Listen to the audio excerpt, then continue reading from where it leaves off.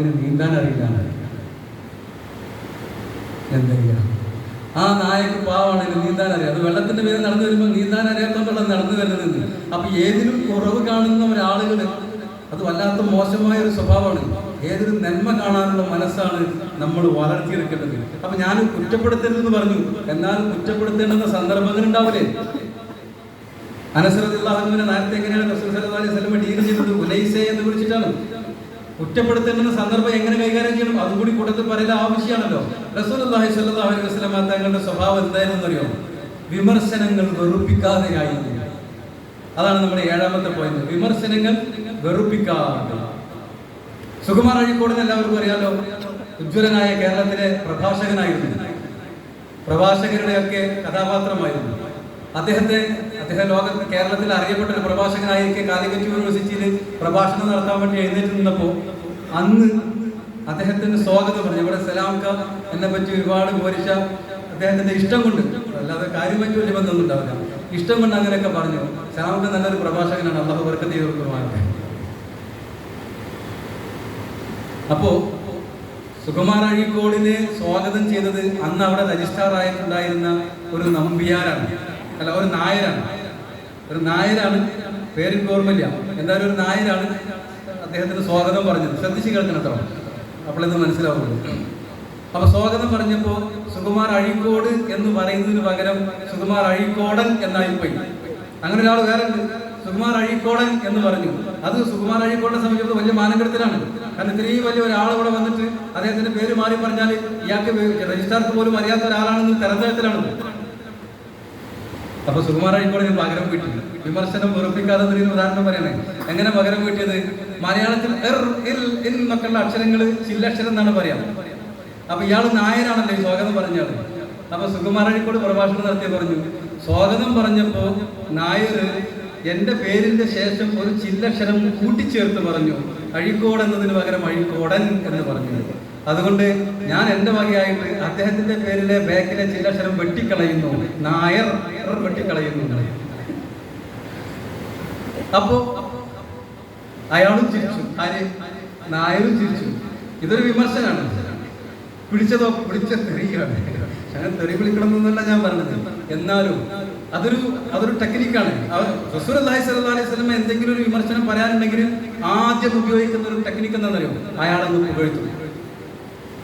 ഒരിക്കൽ റസൂലുള്ളാഹി സ്വല്ലല്ലാഹു അലൈഹി വസല്ലം തങ്ങളുടെ സദസ്സിലേക്ക് ഖുറൈമുൽ അസ്ദി എന്ന് പേരുള്ള ഒരു സഹാബി വരിൽ കടന്നു വന്നു. പക്ഷെ അദ്ദേഹത്തിന് ഒരു കുഴപ്പമുണ്ടായിരുന്നു. അദ്ദേഹം തുണി ഇങ്ങനെ നിലത്തടിച്ചു വാരി വരുന്ന ആളാണ്.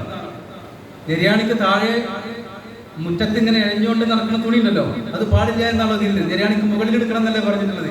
അപ്പോ എന്താണ് ഇങ്ങനെ നിര്യാണിക്ക് താഴെ തുണിയും വരച്ചുകൊണ്ട് വരുന്നത്? ഇത് പാടില്ല എന്ന് പറഞ്ഞ് വിമർശിക്കല്ല ചെയ്തത്. പിന്നെന്താ പറഞ്ഞത്?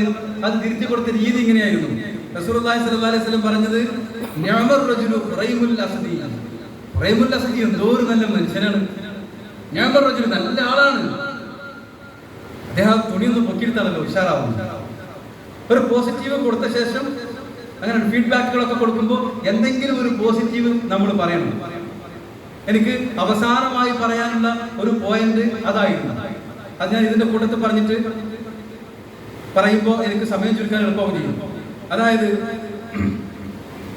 എപ്പോഴും ഇത് നിങ്ങൾ മറക്കരുത്. സ്ത്രീകൾക്ക് പറ്റിയ ഉദാഹരണം പറയാം. കനലിലൂതുക. ഇത് ഇവിടെയൊക്കെ പരിസരത്ത് വന്നപ്പോൾ ഞാൻ ചില സന്ദർഭത്തിൽ പറഞ്ഞിട്ടുണ്ട്.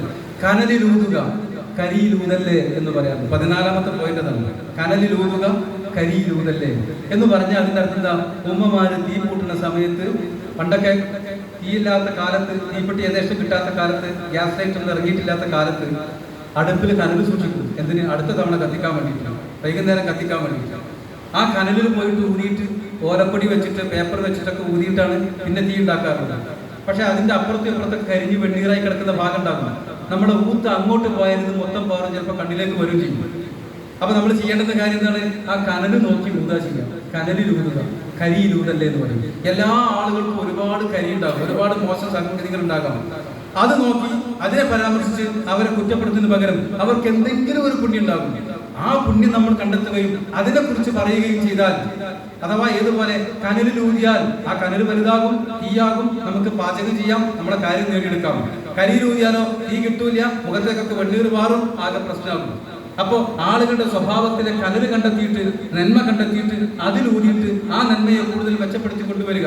നല്ല കാര്യങ്ങൾ എടുത്തു പറഞ്ഞാൽ അതുപോലുള്ള കാര്യങ്ങൾ വീണ്ടും വീണ്ടും ചെയ്യാൻ പ്രേരണ ഉണ്ടാകുമെന്നത് മനഃശാസ്ത്രമാണ്. അങ്ങനെ അവർ തന്നെ നല്ല ഒരാളാകും. ഭർത്താവിന് നിങ്ങളെ ഇഷ്ടപ്പെടുത്താത്ത ഒരുപാട് ദുസ്വഭാവങ്ങൾ ഉണ്ടെന്ന് വെക്കാം, അല്ലെങ്കിൽ ഭാര്യകൾ ഉണ്ടെന്ന് വെക്കാം. എന്നാൽ എന്തെങ്കിലും ഒരു ഗുണം അവർക്ക് ഉണ്ടാവില്ലേ? ആ ഗുണത്തെക്കുറിച്ച് ഒന്ന് പ്രശംസിച്ചു നോക്കും.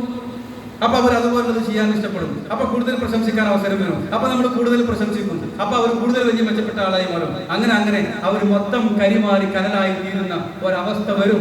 അതുകൊണ്ട് കനലിലൂതുക, വിമർശനം വെറുപ്പിക്കാതെ ചെയ്യാനും നമ്മൾ പഠിക്കുക. ചിലപ്പോ അല്ല അത് ഞാൻ അങ്ങനെ ചെയ്തതല്ലായിരുന്നു എന്നൊരു കാരണം ബോധിപ്പിക്കാൻ, അതല്ല ഞാനത് അങ്ങനെ ഉദ്ദേശിച്ചതല്ലായിരുന്നു, നീ അത് അങ്ങനെ ഉദ്ദേശിച്ചതല്ല എന്നൊന്നും പറയണ്ട, എനിക്കറിയാം നിന്റെ സ്വഭാവം എന്നാകരുത് പിന്നെ നമ്മുടെ പ്രതികരണം. കാരണം നബി സല്ലല്ലാഹു അലൈഹി വസല്ലം യതഖബ്ബലു ഉദറമന അൽതദറ, ആരെങ്കിലും ഒരു തെറ്റ് ചെയ്തിട്ട് അല്ല റസൂലേ ഞാനത് ഇങ്ങനെ അത് ശരി അങ്ങനെയായിരുന്നു എന്നാ ഓക്കെ എന്ന് പറയലായിരുന്നു പ്രവാചകന്റെ പരിപാടി. അവൻ പറഞ്ഞത് തെറ്റോ ശരിയോ അതുപോലെ അന്വേഷിക്കരുത്. അവൻ ഉദറ് പറയാൻ നിന്നാൽ, അവർ ഒഴികഴിവ് പറയാൻ തുടങ്ങിയാൽ, അവൻ കാര്യം ബോധ്യപ്പെടുത്താൻ ശ്രമിച്ചാൽ അത് അങ്ങനെയല്ലോ ഇങ്ങനെ കേട്ടോ, സോറി പറഞ്ഞാൽ എന്നാ പിന്നെ സോറി ശരി സമ്മതിച്ചു കുഴപ്പമില്ല ഞാൻ വിട്ടു എന്ന് പറയലാണ് ഏറ്റവും നല്ല സ്വഭാവം. അത് പിടിച്ചു തൂങ്ങാൻ നിൽക്കരുത്. രക്ഷപ്പെടാൻ മുഖം രക്ഷിക്കാൻ അനുവദിക്കണം. അത് വിമർശനം വെറുപ്പിക്കാതെ നടത്തുന്നതിന്റെ ഒരു ഭാഗമാണ്. അള്ളാഹു നല്ല സ്വഭാവം കൊണ്ട് നമ്മെ അനുഗ്രഹിക്കുമാറാവട്ടെ. എട്ടാമത്തത് ഞാൻ ഇവിടെയാണ്.